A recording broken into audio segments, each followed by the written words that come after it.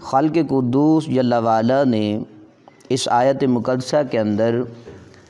عام مسلمانوں اور مسلم حکمرانوں سے خطاب فرمایا۔ اللہ تبارک و تعالی نے اس آیت میں اس بات کا ذکر کیا کہ معاہدے کے بعد جب کسی قوم کی طرف سے عہد شکنی کی علامات ظاہر ہوں تو عہد توڑنے کے لیے مسلمانوں کے امیر پر لازم ہے کہ انہیں بتا دے۔ جس قوم کے ساتھ معاہدہ کیا گیا ہو، جب معلوم ہو کہ وہ قوم جو ہے دغا بازی کر رہی ہے تو امیر جو ہے، حاکم جو ہے، اس پر لازم ہے کہ اس قوم کو آگاہ کر دے کہ تم اپنے معاہدے کو ختم کر رہے ہو اور اپنے معاہدے کو تم پامال کر رہے ہو۔ اب تمہارا آج کے بعد تم سے وہ جو معاہدہ ہے وہ ہمارا ختم ہوا، اور ان پر حملہ کرنے سے پہلے انہیں جنگ کی اطلاع دے دے۔ یہ حاکم کی ذمہ داری کا ذکر کیا گیا تاکہ یہ اس قوم سے بد عہدی کرنے والا شمار نہ ہو۔ کسی قوم میں بغاوت پھیل جائے، کیے ہوئے عہد کو وہ قوم توڑنے لگے تو حاکم کی یہ ذمہ داری ہے کہ انہیں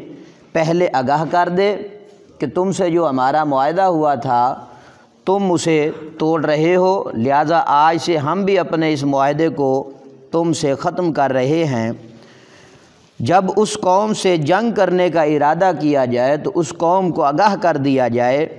تاکہ وہ قوم اس حاکم کو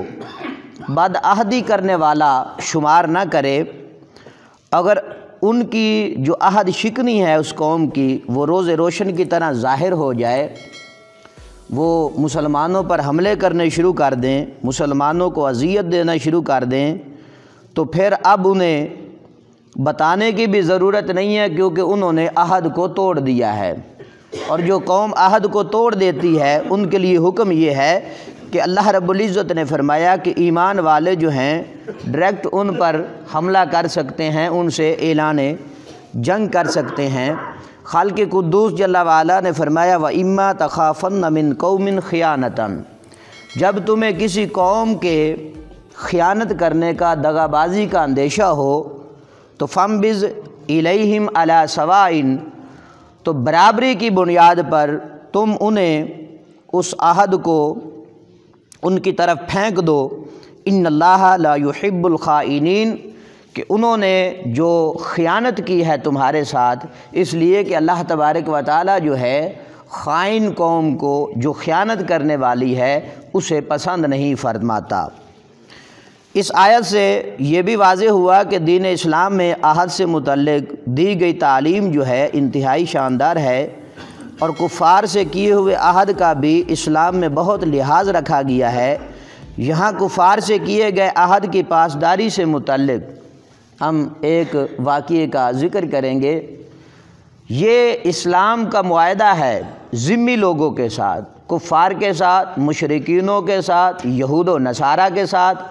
جو ہمارے ملک کے اندر ذمی بن کر رہ رہے ہیں،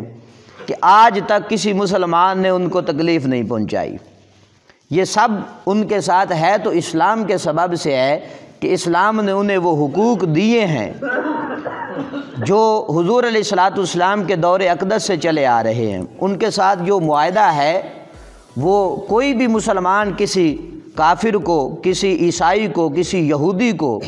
بلا وجہ نہیں مارتا، بلا وجہ اسے اذیت نہیں دیتا، کیونکہ میرے آقا علیہ الصلوۃ والسلام نے اس سے ہمیں منع فرمایا ہے۔ جو عہد ہماری حکومت کے ذریعہ سے ہوا ہے آج بھی مسلمان اس پر کاربند ہیں، اس پہ عمل کر رہے ہیں۔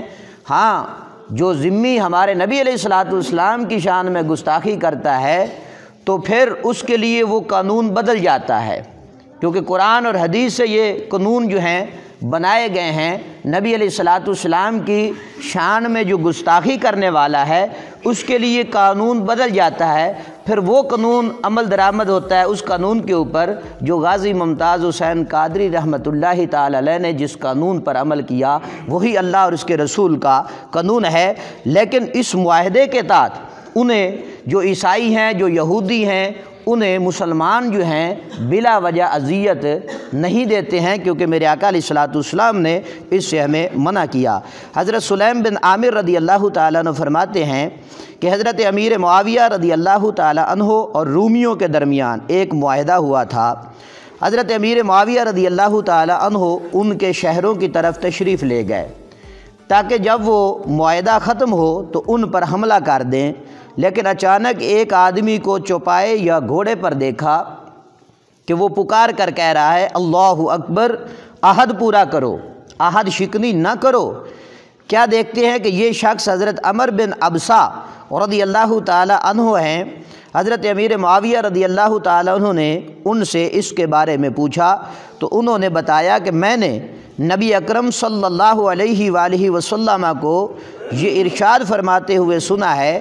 جس کا کسی قوم سے معاہدہ ہو تو وہ اس معاہدے کو نہ توڑے اور نہ اس معاہدے کو بدلے جب تک کہ اس کی مدت ختم نہ ہو جائے، یا وہ برابری کی بنیاد پر اس کی طرف پھینک دیں، یعنی اس عہد کو وہ خود اپنی طرف سے توڑ نہ دیں، اس وقت تک ان کے اوپر حملہ نہیں کیا جائے گا، ان کے ساتھ زیادتی نہیں کی جائے گی۔ راوی فرماتے ہیں کہ یہ سن کر حضرت امیر معاویہ رضی اللہ تعالیٰ عنہ اپنے ان صاحبوں کو، اپنے لشکریوں کو لے کر واپس آئے کہ میرے آقا علیہ الصلوۃ والسلام نے اس سے ہمیں منع فرمایا ہے۔ یہ ہر ایمان والے کی آواز ہے کہ کوئی بھی ایمان والا کسی یہودی اور نصرانی کے ساتھ الجھتا نہیں ہے، اسے تکلیف نہیں دیتا ہے، کیونکہ میرے آقا علیہ الصلوۃ والسلام نے اس سے ہمیں منع فرما دیا ہے۔ اللہ رب العزت نے فرمایا کہ جس قوم کا تمہیں خدشہ ہو کہ وہ تمہارے عہد کو توڑ دے گی، مثال کے طور پر ہمارے انڈیا کے ساتھ جو معاہدے ہیں کہ بارڈر لائن پر وہ حملہ نہیں کریں گے، لیکن وہ کر رہے ہیں، بار بار اس عہد کو پامال کر رہے ہیں۔ اب ہمارے لیے حکم یہ ہے، اللہ کا قرآن یہ کہتا ہے کہ جب وہ عہد کو توڑ دیں تو پھر انہیں سبق سکھایا جائے، انہیں ایسی مار دی جائے جس سے ان کے پچھلے جو ہیں وہ بھی اس عبرت کو یاد رکھیں۔ یہ ایمان کی قوت ہے، یہ قرآن کی طاقت ہے۔ اللہ رب العزت نے ہمیں اس طرح عمل کرنے کا حکم دیا ہے۔ خالق قدوس مجھے اور آپ کو عمل کی توفیق عطا فرمائے۔